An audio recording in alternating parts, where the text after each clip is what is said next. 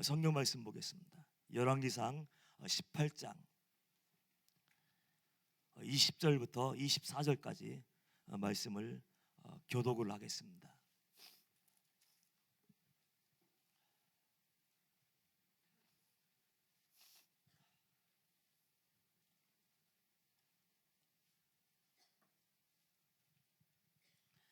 열왕기상 18장 20절부터 24절까지 교독합니다.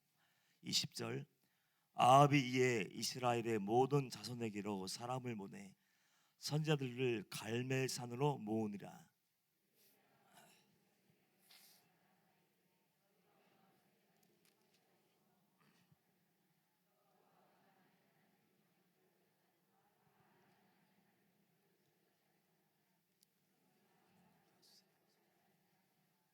엘리야가 백성에게 이르되 여호와의 선지자는 나만 홀로 남았으나 바알의 선지자는 450명이로다.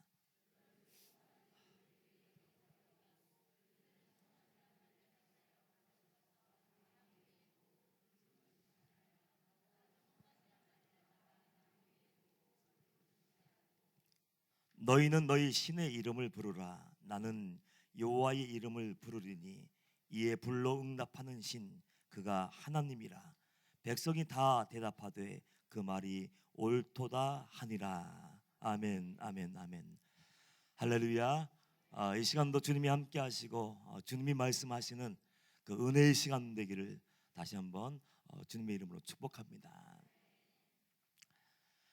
제가 대학을 졸업하고 군복무를 마친 다음에 신학대학원에 진학하게 되었습니다. 신학교에 진학하고 보니까 하나둘씩 동료들이 사역지로 다 떠나더라고요. 명색이 신학대학원생인데 부르는 곳이 없었습니다. 전도사로 청빙을 받아야 되는데 청빙은 고사하고 개척교회 성도님들 한 분도 없는 그 자리라도 이게 불러주면 아멘 할렐루야 하고 달려갈 텐데 불러주는 사람이 없었어요. 그래서 어느 날 학기를 마친 다음에 학교 근처에 흰돌산 기도원이라는 곳에 가서 열심히 작정하고 기도를 하기 시작했습니다. 하나님, 제 동료 사역자들 신학생들은 다 교회를 맡아서 나가서 봉사하고 개척하고 열심히 사역을 하는데 저는 뭡니까? 아무도 불러주는 사람이 없네요. 저 좀 어떻게 해주세요. 할 줄 아는 거 아무것도 없었습니다. 주일학교 교사를 해본 적도 없고 하여튼 교회에서 사역을 해본 적이 한 번도 없는데 그저 신학교에 왔으니 주님이 부르셨으니 나를 보내달라고 때를 쓰며 기도했어요. 근데 기도를 하려고 하는데 기도를 할 수 있나요? 해봤어야죠. 그래서 3박 4일인가 4박 5일인가 그 기도원에서 열심히 찬양만 불렀던 기억이 나요. 주여 나를 보내주소서. 그냥 나를 보내주소서. 제단 숯불 내 입술에 대니 내가 어찌 주저할까. 주여 나를 보내주소서. 그 찬양이 기도라고 하는데 그 찬양을 열심히 부르면서 주님 나를 보내주셔야 됩니다. 나를 보내주셔야 됩니다. 하나님은 놀랍더라고요. 그 3박 4일 동안 그 찬양 부르고 집에 내려갔더니 난생 처음 만났던 그 목사님이 처음 보았던 목사님이 제 앞에 서 있는 거예요. 저를 찾아와서 이렇게 손가락으로 가르치면서 이런 교회가 여기 있는데 갈 거야 안 갈 거야. 제가 얼마나 놀랐는지. 하나님은 3박 4일 동안 밥 잘 먹고 잠 열심히 자고 기도도 못하고 찬양만 부르며 보내주소서 보내주소서 그래 찬양만 했는데도 그 찬양의 곡조가 담긴 기도를 들으시고 즉시로 응답하시는구나. 그래서 너무 놀랐지만은 마음속에는 하나님이 내 기도를 들으셨네. 그래서 간다고 그랬어요. 그래서 28살인가 7살 청각 전도사가 목회를 가게 되었습니다. 그해 여름이었던가 그 다음에 여름이었는가 연합수련회에 참석하게 되었어요. 청소년들 집회에 참여하게 돼서 열심히 며칠 동안의 일정을 다 마친 다음에 마지막 날이 되었습니다. 그 마지막 날 그 밤에 그 모든 학생들 그 수련회에 참석했던 모든 학생들을 다 운동장에다 다 모아놓고 마지막 캠프파이를 하게 되었어요. 캠프파이를 하면서 장작도 쌓아놓고 준비를 하고 이제 학생들 단막극도 준비하고 마지막 이제 그 행사를 진행하게 되었습니다. 이제 어둠이 이제 짙어지기 시작했을 때 학생들이 나와서 오늘 본문 말씀을 가지고 이제 단막극을 준비한 거예요. 열심히 그 모닥불 장작더미가 쌓여있는 그 주위에서 열심히 막 춤을 춰대며 바알과 아세라 선제로 분장한 학생들이 열심히 나름대로 그어대면서 막 불을 내려달라고 막 떠드는 거예요. 한참 동안 열심히 막 고래고래 소리 지르며 춤을 춰대며 아주 열심히 막 소리 질렀는데 불이 내려옵니까? 내려오지 않습니까? 절대로 내려오지 않죠. 내려오면 안 되잖아요. 안 내려왔어요. 그런데 그 바알과 아세라라 선지자들로 이렇게 분장했던 그 학생들이 이제 하다가 싹 빠진 다음에 한 학생이 딱 멋있게 딱 등장을 합니다. 멋있게 폼을 잡고 딱 와서 그 장작더미 앞에 쓰고 손을 딱 하늘 향해서 들고 한마디예요. 여호와여, 불을 내려 주옵소서. 여러분은 아무런 감동도 없을 거예요.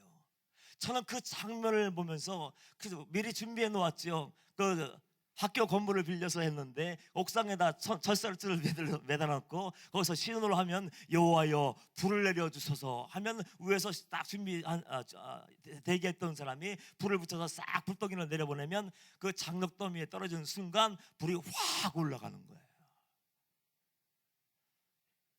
그 장면, 그 자리에 참석해서 그 마지막 캠프파이어를 제가 준비하고 모든 것을 준비했는데 그 마지막 그 아이가 나와서 엘리야로 분장한 그 아이가 나와서 여호와여 불을 내려주옵소서 한마디 했을 때 불덩어리가 딱 떨어지고 순식간에 내려와서 장작더미 위에 그 딱 떨어지고 불이 확 올라올 때 저는 가슴이 뜨거워졌습니다. 가슴이 뜨거워졌어요. 막혀있는 모든 것들, 눌려있는 모든 것이 뻥 뚫리는 그 감격이 있었습니다. 한 20년 전이었으니까 그때는 지금보다 더 순수했을 거예요. 그 장면을 바라보고 있던 그 학생들 눈에는요 눈시울이 붉어지고 눈물들이 뚝뚝 떨어지는 그 학생들도 있었습니다. 얼마나 통쾌한지 여호와의 이 이름을 부르고 만군의 여호와 하나님의 이름을 부르며 불을 내려 주옵소서 할 때 불이 딱 떨어질 때 불이 확 타오를 때 그 뜨거운 감격은 감격을 저는 지금도 잊을 수가 없어요. 그 감격, 그 장면을 바라보는 제 마음 한편에서는 뭔가 꿈틀거리는 용솟음이 솟아오르는 것 같았습니다. 그 장면을 보면서 저는 제 마음속에서 이렇게 외쳤던 것 같아요. 이거 바로 이거야. 하나님은 정말 살아계셔. 다른 것은 모르지만 나는 하나님이 살아계신 것은 정말 믿어. 하나님은 전능하신 분이야. 하나님이 저와 여러분에게 주신 것이 뭡니까? 바로 그 능력이에요. 하나님 이름의 능력, 예수 그리스도 이름의 권세를 믿는 자녀에게 주신 줄 믿습니다. 그 불이 떨어지는 순간 모든 상황이 종료되지 않습니까?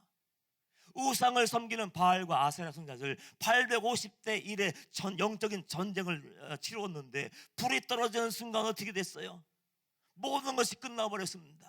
그 850명의 그 우상을 섬기는 그 선자들은 다 처죽음을 당했고 막혔던 하늘문은요 열리게 되었고 3년 6개월 동안 비가 내리지 않아서 모든 영혼들이 숨을 쉬는 모든 것들이 신음하고 죽어가는 그때에 하늘문을 열리고 비가 내리는 역사가 일어나게 되었습니다. 저는 다른 거 잘 이야기할 수 없지만 저는 한 가지 분명한 확신을 가지고 있습니다. 하나님은 살아계시고 하나님으로 인정하고 믿고 신뢰하는 그 자녀에게는 하나님께서 권세를 주신다. 그 권세가 우리의 것이 될 줄 믿습니다.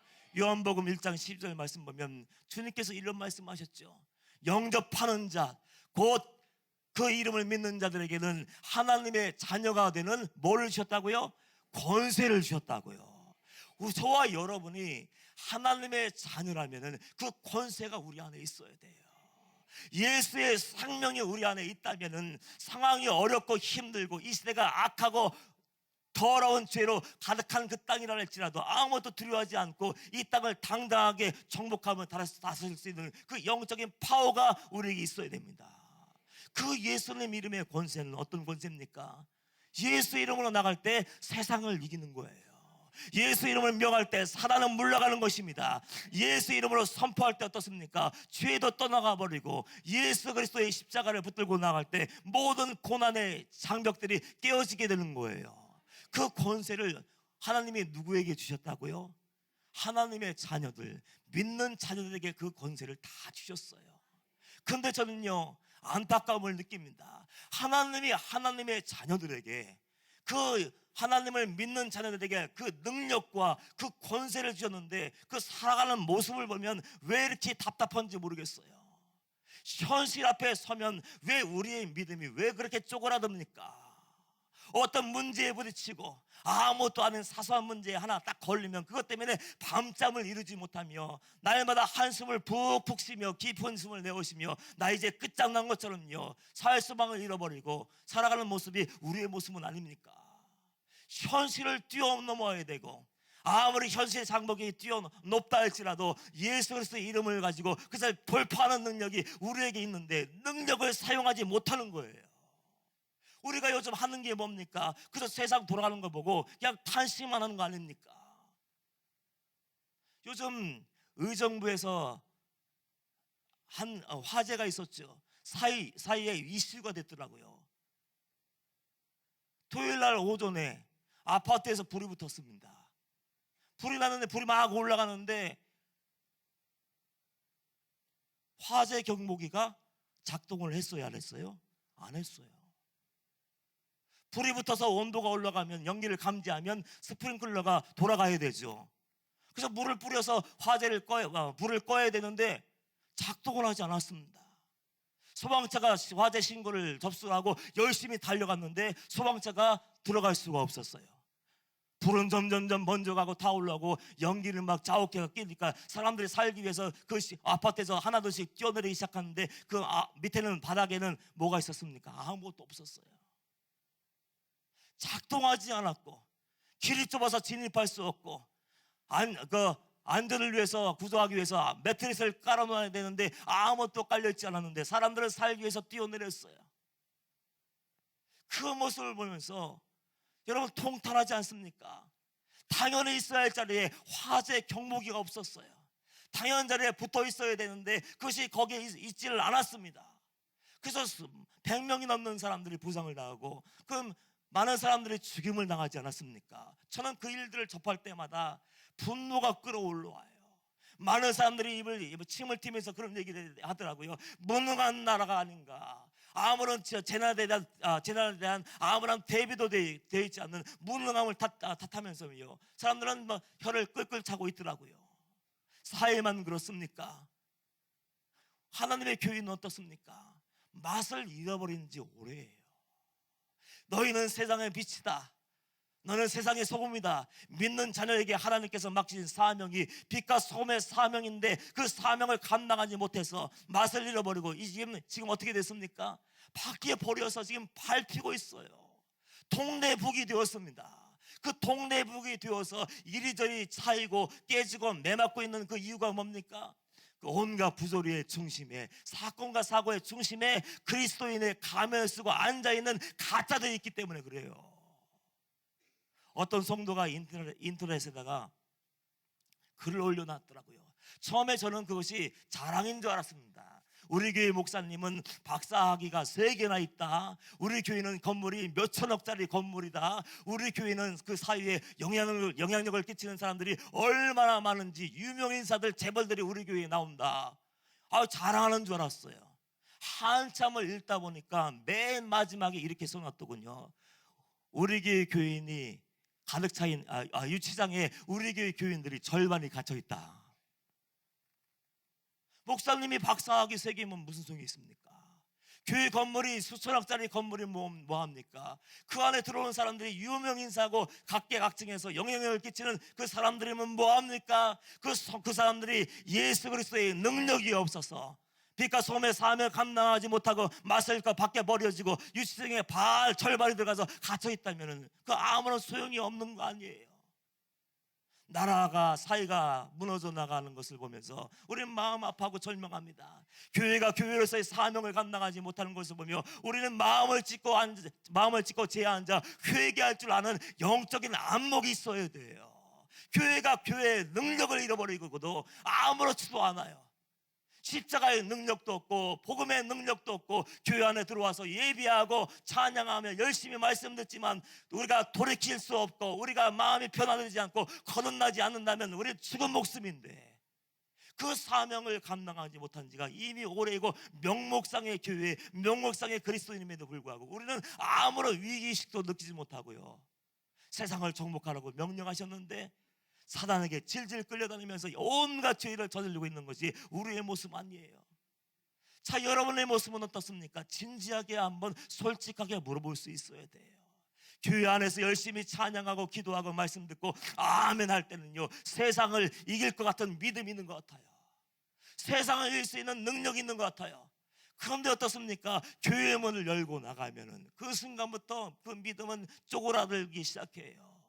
그 현실의 앞에 딱 섰을 때, 문제 앞에 섰을 때 왜 이렇게 우리는 넘어지고 실패하고 좌절하고 꺾여버리는지 모르겠어요. 무엇인가 얻기 위해서 사단에게 절하고요, 조금만 큰 이익이 된다면 하나님도 저 던져버리고 그냥 그것을 얻기 위해서 불나방처럼 지옥구덩이로 들어가는 줄도 모르고 그것을 얻기 위해서 달려가는 모습이 우리의 모습 아니에요. 자녀의 문제, 건강의 문제, 물질의 문제 앞에서 초라한 맛을 잃어버린 소금의 삶을 살고 있는, 영적인 메뚜기의 삶을 살고 있는 것이 우리의 모습이 아닌지 모르겠어요. 이 시대는 마지막 세대라고 저는 생각을 해요. 왜냐하면 예수님이 수고하지 않아도 교회 안에서 가짜를 그냥 사단이 긁어가더라고요. 왜 거짓 메시지에 귀를 기울이는지 모르겠어요. 이단들이 한마디 얘기하면 그 얘기를 어떻게 그렇게 철석같이 믿고 따라가는지 모르겠어요. 한동안 작년 연말에 전쟁 이야기가 입술고 지나갔지 않습니까? 뭐 전도사가 나와서 갑자기 전쟁이 날 거다, 몇 날 며칠 아닌데 몇 날 며칠 연기했다, 그 전쟁 얘기의 소리에 귀를 기울이고 사람들이 혹해서 도망갔어요. 왜 그런 소리는 잘 들을까요? 박보홍 목사님이 이 자리에서 12월 달에는 전쟁이 나지 않습니다. 지금은 아닙니다. 아직도 하나님께서는 우리에게 회개할 기회를 주셨습니다. 그렇게 열심히 얘기하면서 속지 말라고 얘기했었는데 그 밑에서 예배드리고 신앙생활하는 그 사람들조차도 그 얘기에 휩쓸려서 중심을 잡지 못하고요, 모든 걸 다 그만두고 도망가 버렸어요. 어떤 가정이 있었냐면요, 그 전쟁 얘기를 믿고 그동안 열심히 수고해서 벌었던 돈 18억 원을 현금으로 찾았대요. 현금으로 인출을 해서 그걸 어떻게 했느냐, 그냥 마지막이니까 그래 좋은 일을 하자 하면서 가난한 사람에게 나눠주고 어려운 사람 도와주고 병든 사람 치유해주고 그렇게 했으면 얼마나 좋을까요? 아무 소용이 없다고 18억 현금을 찾아서 새벽에 그것을 다 불살라 버렸다는 거예요. 누가요? 예수 잘 믿는다고 얘기하던 그 사람이요. 어떻게 되었을까요? 그 가정은 제가 설명하지 않아도 여러분 상상이 가시죠? 풍지박산이 났습니다. 하나님이 우리에게 허락하시는 분명한 능력, 삶의 기준, 하나님의 말씀이 분명한데 왜 하나님 말씀 위에 서서 용사의 삶을 살지 못하고 하나님이 우리에게 허락하신 믿음 가지고 세상과 싸워 죄와 싸워서 이겨내야 되는데 매일 무너지고 깨지고 실패하는 그 삶을 살고 그냥 세상에 휩쓸려서 탄식하는 그 삶을 사는가? 저는 그 모습이 우리의 모습이 되지 않기를 축원합니다. 그 모습은 우리 하나님의 자녀의 모습이 아니에요. 우리가 이 땅에 살면서 하나님의 자녀의 권세가 회복되어서 정말 용사의 삶을 살고 이 땅을 호령할 수 있는 그 대장부의 삶을 살기 위해서는 우리가 어떻게 될까요? 다른 거 아닙니다. 우리가 하나님께로 돌아가야 돼요. 우리가 지금 어느 자리에 있는가를 항상 살펴볼 수 있어야 돼요. 장소가 중요하지 않습니다. 장소보다 더 중요한 것, 이 자리에 나와서 예배하는 것보다 더 중요한 것이 있습니다. 그것이 뭡니까? 우리 마음이에요. 마음의 전부를 하나님께 올려드렸습니까? 마음의 중심을 주님께 올려드렸습니까? 하루 종일 살면서 하나님을 얼마나 생각하셨습니까? 하나님을 얼마나 의식하며 사셨습니까? 우리 신앙생활을 하면서 하나님 중심적인 삶을 살지 못해요.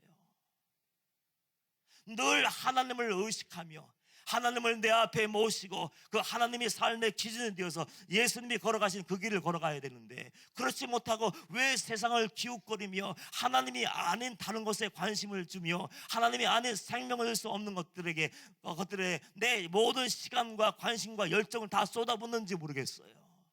우리의 실패는 결론적으로 얘기하면요, 하나님의 부재에 오는 것입니다. 하나님이 내 안에 계시고 하나님이 우리 안에 거하시면 우리는 어떤 광풍이 불어온다 할지라도 떳꿋하게 그 길 걸어가며 승리할 수 있는데, 우리는 하나님을 어느 순간 놓쳐버렸어요. 종교개혁 개혁자들이 외친 것이 뭐예요? 타락한 세대, 그 세대의 종교개혁자들이 들고 나온 구호가 뭡니까? 코람데오였습니다. 그 사람들은 하나님을 놓쳐버렸어요. 교회가 작아서, 성도가 작아서 세상에 문제가 생기고 이 땅이 타락하는 것이 아니었습니다. 그 사람들이 놓쳐버린 것, 주의 종들, 주의 백성들까지 놓쳐버린 것이 무엇이었습니까? 바로 하나님이었습니다. 하나님을 놓쳐버린 삶, 하나님이 함께하지 않은 그 삶은 패배할 수밖에 없는 거예요. 이 시대가 죄악에 빠져있고 신음하며 죽어가는 이유, 그 하나님의 자녀조차도 그 능력을 잃어버리고 무기력증에 빠져버린 이유가 뭔가 정확히 분석할 수 있어야 돼요. 그건 다른 거 아닙니다. 하나님이 우리와 함께하지 않을 때 그 일이 생기는 거예요. 에스겔 말씀을 읽어보면 그 예루살렘 성이 멸망당하는 사건들이 생깁니다. 이스라엘 나라가 많은 그 얘기들이 기록되어 있어요. 그 예루살렘 성이 멸망하고 그 나라가 망하는 그 하나님의 심판이 임하는 이유가 과정들을 이야기합니다. 제사장들이 제일 먼저 타락하고요, 성도들이 타락하고요, 제사장과 성도들이 빛과 소금의 사명을 감당하지 못하니까 나라와 민족이 타락하기 시작했어요. 그래서 멸망하기 직전에 어떤 일이 생기는지 여러분들 기억하십시오. 여호와의 영광이 주의 성전에서 떠나버립니다. 여호와의 영광이 예루살렘 성전에 머물러 있다가, 꼭대기에 몰려 있다가 그 제사장들이 회개할 것을 촉구하는데 회개하지 않고 그 자녀들이 회개하지 않으니까 떠나갔던 그 영광이 점점 떠나가고, 여호와의 영광이 완전히 떠나간 그 뒤에 그 나라와 그 백성 예루살렘 성은 멸망당하고 말았어요. 우리가 명심해야 될 것이 바로 이겁니다. 내 삶에서, 내 인생 속에서, 우리 모든 삶의 자리에서 하나님의 영광이 떠나면 우리는 끝장나는 것이다. 그걸 아주 심각하게 인식하고 있을 수 있어야 돼요. 이번 주에 말씀을 방주교회에서 말씀하면서 데살로니가전서 5장 가지고 말씀을 전했습니다. 그 마지막 때를 예비할 것을 사도 바울이 경고를 하면서 멸망에 대해서 얘기하더라고요. 그 멸망의 때, 마지막의 때는 아무도 알지 못하는데 그 심판이 임하는 순간 그 자신들이 분명하게 안 돼요. 하나님의 심판이 시작되었구나, 하나님의 진노의 잔이 부어졌구나. 그 심판의 잔이 부어지는 순간 나는 알지만 그때는 이미 늦는다는 거예요. 피할 수도 없고 두 번의 기회가 주어지지 않는다고 이렇게 제가 얘기를 했습니다. 그 멸망이 뭔지 아세요? 멸망은 올레스포스라는 단어를 사용했는데 하나님과 완전히 분리되는 것을 얘기하는 거예요. 하나님과 완전히 끊어진 것을 이야기합니다. 이제 더 이상 돌이킬 수도 없고 하나님이 더 기다려줄 수도 없고 하나님이 회개할 기회를 주지 않는 그 상태를 얘기하는 거예요. 그 상태가 되면 우리는 멸망의 자리에 서게 되는데, 그 하나님이 나를 떠나시면 우리의 삶은 그때부터 지각 변동을 일으키기 시작하고요, 이제 완전히 무너져 내리기 시작하는 거예요. 그래서 우리는 항상 문제인식을 가져야 됩니다. 가다가 어떤 그 사고, 어떤 일들이 생기고 내가 감당할 수 없는 어려운 일이 있을 때 영적으로 해석할 수 있어야 되고, 하나님이 나와 함께 아시는가, 하나님이 나를 떠나지는 않으셨는가를 점검할 수 있는 지혜가 우리에게 있어야 돼요. 하나님께 돌아가는 것이 얼마나 중요한지를 지금 엘리야가 얘기하고 있습니다. 그 갈멜산 정상, 그 속에 후련해지는 그 승리를 이루기 위해서 엘리야가 얘기하는 것이 뭔지 하나님의 귀를 기울여보세요. 21절 말씀 보면은 그 갈멜살 정상의 승리를 이루기 위해서 먼저 준비하는 것이 있습니다. 하나님께로 돌아가기 위해서 엘리야가 이스라엘 백성들에게 지금 촉구하는 것이 있어요. 21절 말씀 보면 엘리야가 뭐라고 얘기합니까? 엘리야가 모든 백성에게 가까이 나아가 이르되 너희가 어느 때까지 둘 사이에서 머뭇머뭇 하려느냐. 여호와가 만일 하나님이면 그를 따르고 바알이 만일 하나님이면 그를 따를지니라. 그러니까 백성들이 어떻게 했습니까? 한마디도 대답하지 않았어요. 여호와께 돌아가는 방법은 단순합니다. 여러분이 위기의식을 느끼고 마음으로 결정을 하면 되는 거예요. 하나님만이 참 하나님이시다. 하나님께만 구원이 있다. 하나님께 돌아가야 내 죄의 문제를 해결할 수 있다. 그 마음으로 인정하고 마음속에 주님을 모시고 돌아가는 그 첫걸음이 바로 하나님께로 돌아가는 길목이에요. 첫걸음이에요. 마음으로 결정을 하는 거예요. 머뭇머뭇 거리지 말라. 엘리야가 그 백성들에게 다른 거 요구하지 않았습니다. 하나님께 돌아가야 돼. 너희들 어느 때까지 머뭇거릴 거냐. 바알이 너희의 하나님이면 바알에게 가라. 하나님이 너희의 하나님이면 하나님께 돌아와라. 왜 가운데서 이것도 아니고 저것도 아니고 왔다 갔다 하고 있는 거냐. 지금 이스라엘 백성들의 모습이 어떤 모습입니까? 확신이 없는 거예요.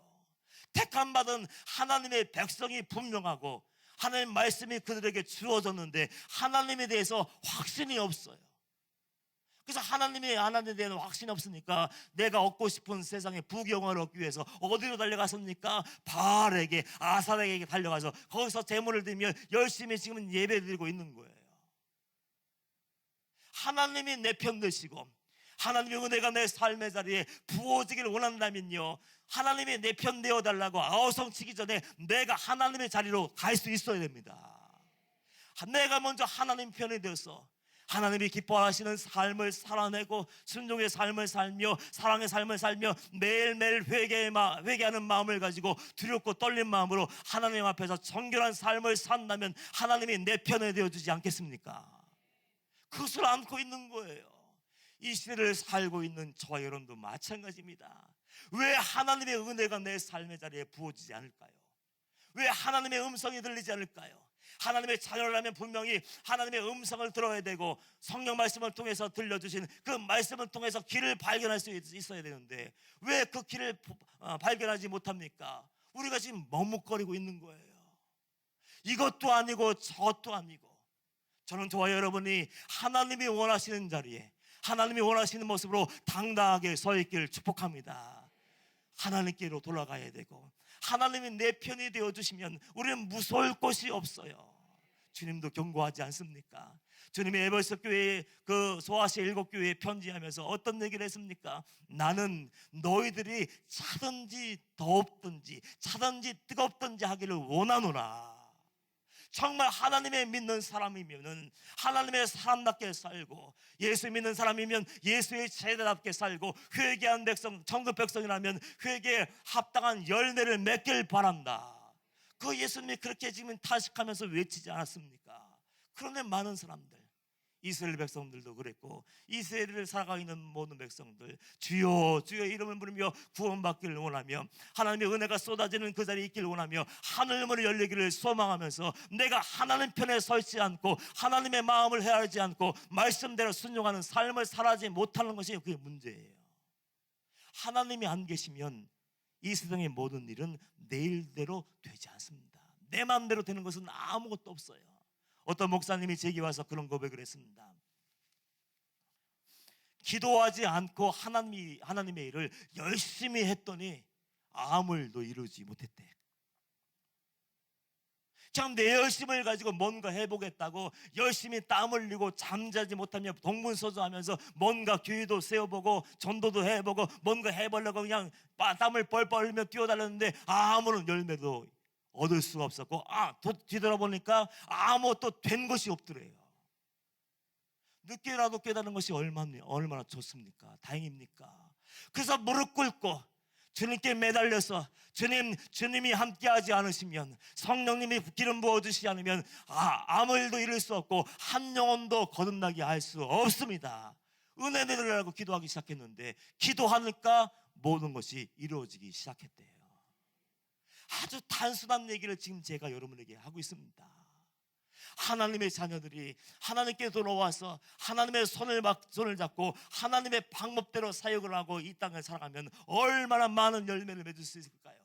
지난 목요철에 이 시간에 박정환 목사님이 오셔서 말씀을 증거해 주셨습니다. 그 목사님이 오셔서 그냥 쩌렁쩌렁 하시더군요. 91살 91세가 되셨는데 아직도 기력 카리스마가 살아있어요. 그분이 계속해서 반복하신 말씀이 있습니다. 목회는, 설교는 사람이 하는 게 아니고 말로 하는 게 아니야. 그러시면서 어떤 얘기를 항상 하셨는지 여러분들 기억나십니까? 무릎으로 하는 거예요. 왜 무릎 꿇습니까? 날마다 하나님과 친밀한 교제를 맺기 위해서, 날마다 하나님이 도우시는 그 능력을 더듬기 위해서, 날마다 하늘에서 쏟아지는 그 지혜와 말씀으로 체험받기 위해서 기도하는 거 아닙니까? 그 영적인 비밀을 아는 사람이 얼마나 많을까요? 목사들조차도 왜 기도하는지 몰라요. 왜 성령님이 함께 하셔야 되는지 모르는 사람들이 많더라고요. 여러분, 세상은 만만하지 않습니다. 이 땅에서 여러분들이 정말 십자가 군병의 삶을 살고 빛과 소금의 사명을 감당하며 이 땅을 변화시킬 수 있는 그 삶을 살기를 원한다면 하나님께로 돌아가야 돼요. 머뭇거리지 말고 하나님의 방법대로 승리할 수 있어야 됩니다. 이 세상은 만만치 않습니다. 얼마나 악한데요. 예수님의 고민이 거기에 있었습니다. 마태복음 10장 16절 말씀 보면은 예수님께서 제자들을 파송하면서 이렇게 말씀하셨어요. 보라, 내가 너희를 보냄이 양을 이리 가운데로 보냄과 같도다. 그러므로 너희는 뱀같이 지혜롭고 비둘기같이 순교하라. 주의 제자들을 세상으로 보내서 복음을 증거해야 되는데 예수님 마음에 고민이 생겼어요. 걱정이 돼요. 제자들이 사명을 온전히 감당할 수 있을까? 그 성락의 사단들이 공격하고 사람들이 대적할 텐데 그 온전하게 그 사명을 감당할 수 있을까? 걱정하면서 너희들 가긴 가는데 뱀같이 지혜롭고 비둘기같이 순결하길 바란다. 거룩을 잃어버리지 말고 위로부터 부어지는 하나님의 능력으로 승리하길 바란다. 지금 거듭해서 당부하는 거 아닙니까? 예전에 저희 목회하던 곳에서 아이들을 전도회라고 보낸 적이 있습니다. 그때 학생부가 청년부를 맡아서 지도하면서 야, 너희들 가서 너희들 친구들을 전도해 와라. 좀 데려와라. 그들을 구원할 수 구원하는 것이 얼마나 축복이냐. 그래서 그 아이를 보냈어요. 전도하라고 전도대를 조직해서 열심히 기도하고 보냈더니 아이들이 안 와요. 예배 시간이 되었는데도 안 와요. 다음 주에도 안 보여요. 그래서 어떻게 됐나 진상조사를 해야 될 거 아닙니까? 잃은 양 찾아 나가야 되는 거 아니에요. 전도하러 보냈는데 왜 안 올까? 가봤어요. 열심히 온 마을 차를 타고 다니면서 여기저기 쑤시고 돌아다녔더니 글쎄 그 아이들 전도하여 오라고 파송을 했던 그 제자들이 그 PC방에 잡혀있더라고요. 거기서 친구를 만나서 전도하다가 친구가 한 번만 앉아봐. 이게 얼마나 재밌는지 알아? 기가 막혀 한마디에 눈이 번쩍 뜨이고 귀가 열려고 한 번 앉았다가 같이 전도해오라니까 거기에 반대로 전도당해서 PC방에서 교인이 됐는지 거기서 열심히 두드리고 있는 거예요. 얼마나 마음이 아픈지. 그 사실을 보면서 아무것도 아닌 것 같지만요, 주님이 도와주시지 않으면 우리는 한 영혼도 건져낼 수 없어요. 주님이 도와주시지 않으면 영적으로 분별할 수도 없습니다. 주님이 함께하지 않으시면 주님이 언제 오시는지 그 발자국 소리도 들을 수 없어요. 그래서 우리가 살 수 있고 우리가 주의 권능으로 승리할 수 있는 유일한 비결은 주님께로 돌아가는 거예요. 머뭇거리지 말고 두 사이에서 왔다 갔다 하는 것이 아니라 정말 하나님을 택했으면 하나님께 생명을 걸고 올인하는 그 집중력이 우리에게 필요한 거예요. 그렇지 않으면 우리는 맛을 잃어버려서 버린 그 소금과 똑같은 존재가 될 수밖에 없는 겁니다. 머뭇거리지 말고 주님께로 돌아가라. 결정하는 거예요. 정말 내가 하나님을 섬기겠다, 하나님은 내 삶의 주인으로 모시겠다 결정하는 그 순간 우리가 하나님께로 방향을 돌릴 수가 있는 거예요. 엘리야가 두 번째 조치를 취합니다. 어떤 조치를 취합니까? 머뭇거리지 말고 하나님께 돌아와라. 선택할 것을 얘기하면서 지금 또 한 이야기를 합니다. 30절 말씀 한번 볼까요? 읽지 않았는데 30절 말씀 보면 이런 말씀이 기록되어 있습니다. 엘리야가 모든 백성을 향하여 이르되 내게로 가까이 오라. 백성이 다 그에게 가까이 가매 그가 무너진 여호와의 제단을 수축하되. 엘리야가 두 번째 이야기한 것이 뭡니까? 머뭇거리지 마 너희들, 머뭇거리지 말라고 얘기하면서 촉구를 했고, 두 번째는 여호와의 무너진 제단을 어떻게 했어요? 수축하되. 저는 이 말씀을 읽으면서 의미가 있다고 생각했습니다. 그냥 여호와의 제단을 수축하면 되는 거 아니에요? 그냥 하나님께 번제물을 드리기 위해서 제단을 쌓으면 되는 거 아닙니까? 그런데 여호와의 제단을 쌓는데 앞에다 설명을 자세히 해놨어요. 어떤 설명을 해놨습니까? 그가 무너진 여호와의 제단을 수축하되. 뭐가 무너졌습니까? 예배의 단이 무너졌어요. 바로 이겁니다. 예배가 살아있는지 물어야 돼요. 우리가 이 자리에 모여서 열심히 예배하고 교회에 가서 예배드리고 가정에서도 예배드리는데 그 예배의 단이 온전하게 세워져 있는가?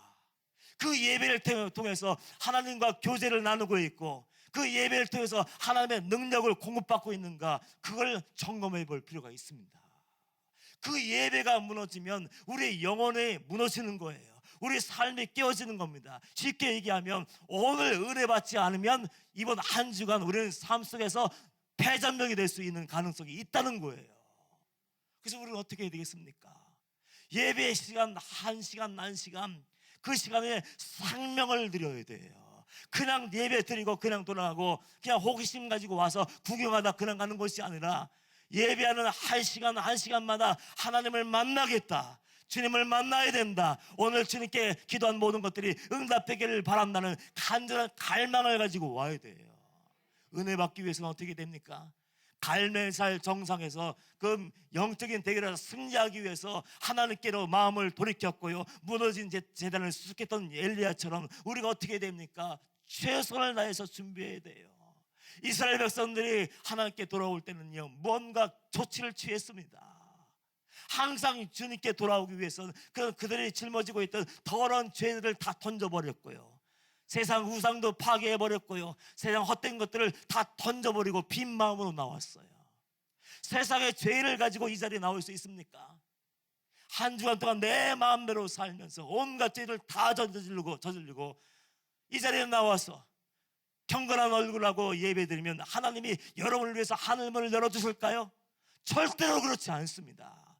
청결한 옷을 입지 않고 깨끗한 그릇을 준비하지 않은 그 그릇에 어떻게 하나님께서 하늘의 보화를 담아줄 수가 있겠습니까? 은혜 받으려면 준비해야 돼요. 이스라엘 백성들이 우상을 버리고 하나님 편에 서기를 결단한 것처럼 아직도 내 삶의 자리에 남아있는 그 죄를, 부끄럽고 창피하지만 그 모든 죄를 낱낱이 주님 앞에 나와서 내려놓고 눈물로 호소하며 예수 그리스도의 보혈의 피로 씻어달라고 눈물을 흘려 간구할 수 있어야 돼요. 하나님께 나아가는 걸음을, 길목을 막고 있는 영적인 장애물, 눈만 감으면 예배할 때마다, 기도할 때마다, 찬양할 때마다 생각나는 어떤 것들, TV 연속곡이 생각나십니까? TV를 던져버려야 되고요, 눈이 감았는데 컴퓨터 게임이 생각납니까? 컴퓨터를 박살나야 되고요, 눈을 감았는데 어떤 죄악의 자리가 생각나고 어떤 것이 마음을 가득 차서 예배할 수 없고 기도하지 못하게 만드는 것이 있다면요, 그 모든 것을 다 던져버리고 나와야 돼요. 준비하지 않으면 우리는 아무런 역사를 경험하지 못하고, 깨끗한 그릇을 준비하지 않으면 하나님은 그곳에 오실 수가 없는 거예요. 간절한 마음이 우리에게 있어야 돼요. 댕벌 아세요? 댕벌. 어려워요. 발음하기도 어려워요. 벌인데 댕벌. 아니요, 그런 땅벌이 아니고 댕벌이라는 게 있대요. 그 생물학자들이 이 댕벌, 발음도 안 돼. 그 벌을 이렇게 벌로 할게. 이제 그 벌을 열심히 연구하는데 고개를 연구할 때마다 고개를 갸꼬리는 거예요. 왜냐하면 날개가 몸집에 비해 터무니없이 작아요. 몸집은 땅콩만한데 날개는 막 조그만 거예요. 쉽게 얘기해서 그 조그만 거 두 개가 딱 붙어 있는데 이거 날 수 없는데, 아무리 막 살펴봐도 구조학적으로 아무리 설명을 해봐도 이 벌은 딱 보면 날 수 없음 도장을 딱 찍을 수밖에 없는데 그 댕벌은 난대요. 그 조그만 날개를 막 파닥거리면서 열심히 파닥거리는데 날아가서 자기 가고 싶은 곳에 가서 꽃에 꽃수에 앉아서 꿀을 먹기도 하고 그래서 살아가요. 그래서 놀라워요. 어떻게 이 날개를 가지고 날 수 있을까? 날아올 수 있을까? 아, 놀랍다. 이건 정말 설명할 수 없다. 이렇게 얘기해요. 또 하나가 있습니다. 도저히 설명할 수 없는 게 하나 있는데 닭이래요. 닭. 그냥 눈으로 보기에는 날아야 돼요. 정상적으로. 몸집에 비해 닭의 날개가 얼마나 큽니까? 쫙 펴면 멋있지 않습니까? 바닥거리면 분명하게 날 수 있을 것 같고 어디든지 갈 수 있을 것 같은데 닭을 보니까 못 날아요. 이상하다. 날개가 이만한데 이 정도 몸집이면 좀 살이 통통하게 쪘지만 그래도 충분하게 날 수 있는데 날 수 없어요. 도저히 날지를 않아요. 날 생각을 하지 않아요. 댕벌은 날 수가 없는데 날아다녀요. 결론을 냈는데 이렇게 써놨어요. 댕벌이 나는 이유는 날아야겠다는, 살아야겠다는 간절한 열망이 있기 때문에, 열망 때문에 날아오르는 것이고, 닭이 날지 않는 이유는 날 필요가 없으니까. 날개를 퍼덕거리지 않아도, 힘들게 퍼덕거리지 않고 고개 숙이고 그냥 뒤엄석에서 막 휘저으면서 지렁이도 잡아먹고 그냥 주워 먹으면 살아도 충분하니까 날 생각을 하지 않는데요. 어떤 차이가 있습니까? 간절함이 없는 거예요. 댕벌은 내가 살기 위해서는 꽃이 필요하고 살기 위해서는 꿀을 먹어야 되는데, 그렇게 해서 날아야 되는데, 간절한 열망이 그 조그만 날개를 가지고 그냥 날아오르게 만든 것이고, 닭은요 날 필요가 없으니까 그냥 고개 땅 쳐박고 있는 거예요. 간절함이 없으니까 날 수 있는데 나는 날지 않아도 돼, 나는 못 날라, 그렇게 포기하고 날지 않는다는 거예요. 오늘 예배도 마찬가지입니다.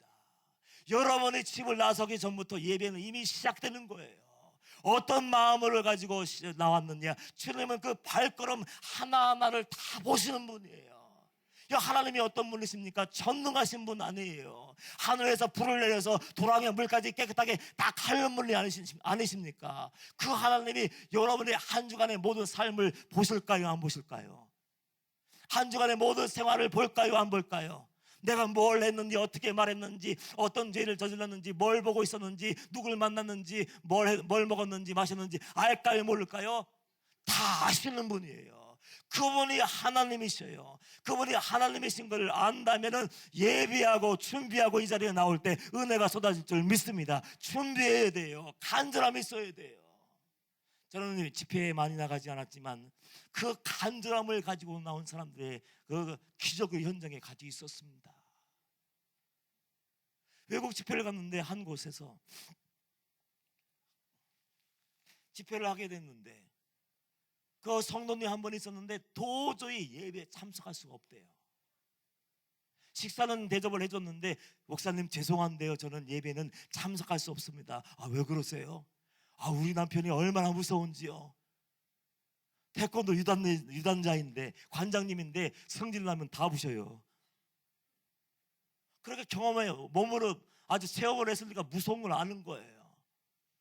그러니까 죄송해요, 남편이 들어온 날은 제가 나올 수 없고, 남편이 힘줘서 한마디 하면 나갈 수 없어요. 죄송해요 그러면 갔어요.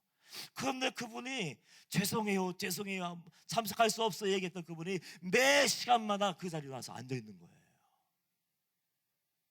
못 온다고 했는데, 남편이 일찍 들어와서 못 온다고 했는데, 남편이 무서워서 못 나온다고 했는데, 그 집회가 끝나는 그날까지 그 예배 자리에 나와서 열심히 예배드리며 열심히 기도하더라고요.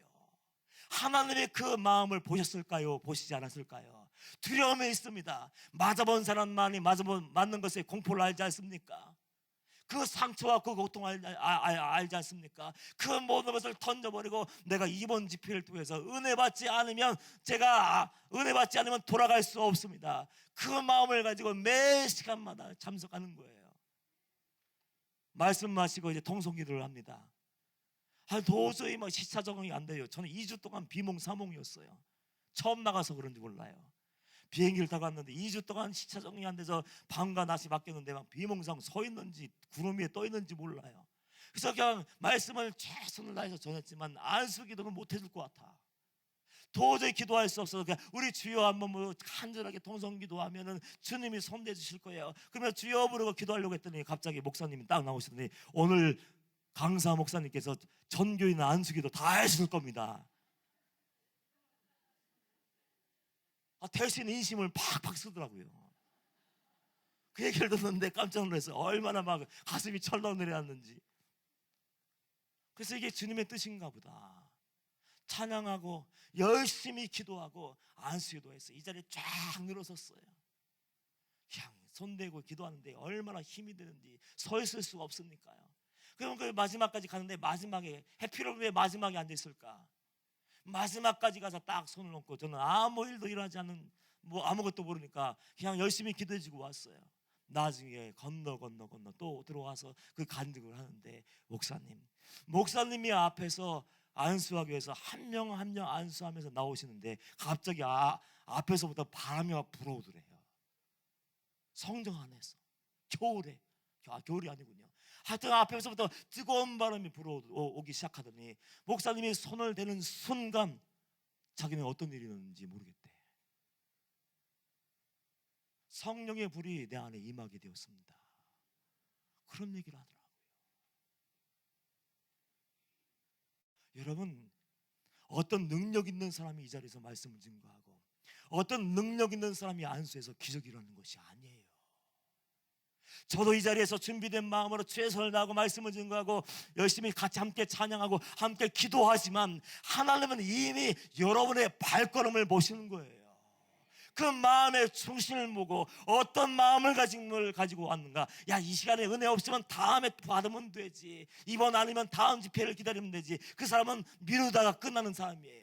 내가 매일 받고 가정에서 쫓겨난다 할지라도 내가 하나님만은 포기할 수 없고 나의 구원만은 포기할 수 없습니다. 그 마음을 가지고 매 시간마다 두려운 마음으로 주님 앞에 나와 무릎 꿇을 때 나약한 종을 통해서 하나님의 시간에 하나님이 손대어 주셔서 역사와 기적이 일어나게 되었습니다. 저는 그 사연들이 많아요. 또 한 가지 얘기해 드릴게요. 작년인가 미국에서 인터넷 성도님이 한 분이 비행기 타고 미국에서 이 자리까지 왔어요. 이 자리에 와서 예배 드리면 꼭 하나님을 만날 것 같더래. 정말 예수님을 만나고 구원의 문제에 대해서 해답을 얻을 수 있을 것 같더래요. 그래서 열심히 막 비행기를 타고 이 자리까지 올라왔는데 무릎으로 올라와서 딱 예배 드려서 눈을 딱 들어보니 내가 만나고 싶었던 박보영 목사님이 안 계신 거예요. 목사님 그때도 미국으로 가셨어요. 반대로. 이 자리에 와서 예배 한 번 드리면 꼭 내가 하나님 만날 줄 알았는데 내가 기대했던 여러 가지 기대했던 것들이 있는데 그 중에 하나가 목사님 한 번 뵙는 건데 안 계시더래. 그럼 대부분 어떻습니까? 안 계셔요. 미국 집회 가셨어요. 한 달 있다 돌아오셔요. 끝났다. 그러고 돌아갈 거예요. 대부분은 그렇습니다. 근데 그분은 포기하지 않았어요.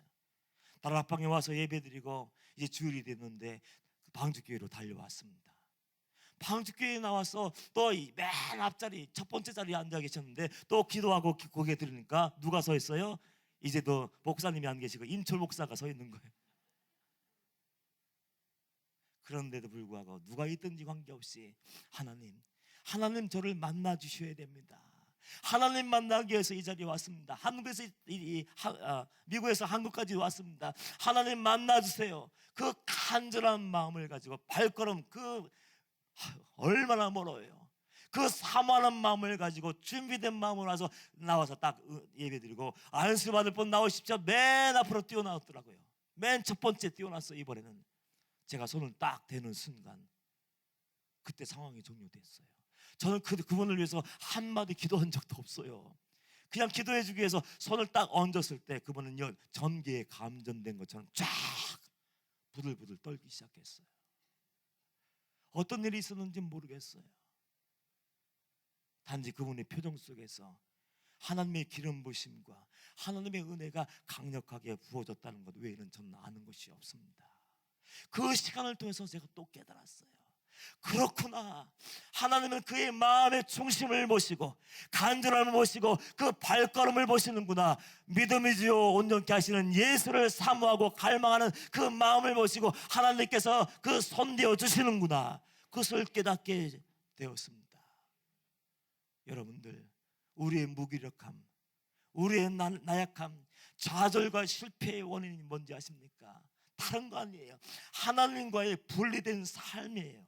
하나님이 내 안에 안 계셔요. 나라가 문제가 아니고요, 교회가 문제가 아니고, 목사가 능력이 없어서가 문제가 아니고, 내 안에 하나님이 안 계신 것이 문제입니다. 우리가 회복해야 될 것이 뭡니까? 갈멜살 정상에 올라가서 영적인 승리를 하고 하늘문을 열고 하늘에서 막 폭포수와 같은 은혜의 단비가 내리기를 원한다면요, 마음을 고쳐 먹어야 돼요. 머뭇거리면서는 안 됩니다. 둘 중에 하나를 선택해야 돼요. 여호수아가 고별 설교하면서 이스라엘 백성들에게 촉구했던 것처럼 너희들 3일자를 택하라. 누구를 택하시겠어요? 하나님의 대안이고, 하나님의 정답이고, 하나님이 정말 전능하신 분이고, 하나님이 내 인생의 문제, 구원의 문제, 죄의 문제를 해결할 수 있는 분이라고 믿는다면은 돌아서서 예수 그리스도의 방향으로 뛰어갈 수 있어야 됩니다. 왜 안 달려갔어요? 마음을 들이세요. 몸만 느리고 그냥 와서 시간만 때우고 그냥 돌아가는 것이 아니라 정말 내 마음의 전부를 하늘에 올려놓고 마음을 찢고 저절하게 전쟁하는 것처럼 여러분 기도해 보세요. 하나님 오늘 하늘문을 열어주십시오. 하나님 오늘 우리 가정 회복시켜 주십시오. 하나님 오늘 내 자녀의 앞길을 열어주시고, 하나님 우리 나의 인생의 모든 문제를 해결하여 주시옵소서. 그 기도를 간절한 마음을 담아서 결단하고 하나님 편에 서겠습니다. 결단하고 무너진 예배의 단을 다시 수축하고, 기도의 자리로 다시 돌아가고, 봉사의 자리로 돌아가고, 순종의 자리로 돌아가서 여호와의 이름을 부를 때 하나님이 성령을 내려주시지 않겠습니까? 그 하나님이 안 계시면요, 우리는 떠밀릴 수밖에 없는 거예요. 사람이 말 한마디만 딱 던지면 무너지는 게 우리의 마음 아닙니까? 문제가 뭔지,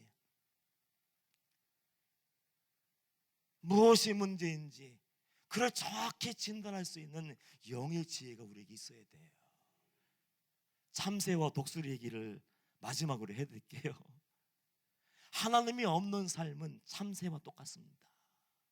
참새가 얼마나 막 분주하게 막 날개를 막 흔듭니까?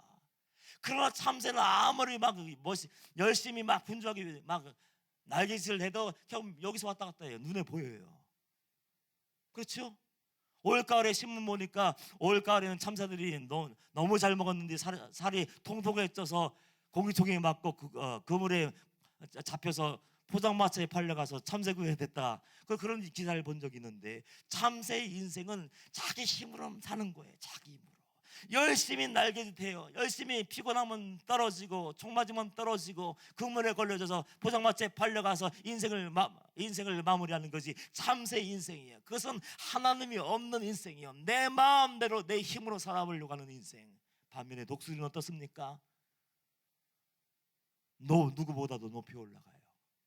그 공중에서 독수리가 탁 날개를 펴고 탁 움직이지도 않는데 떠 있어요.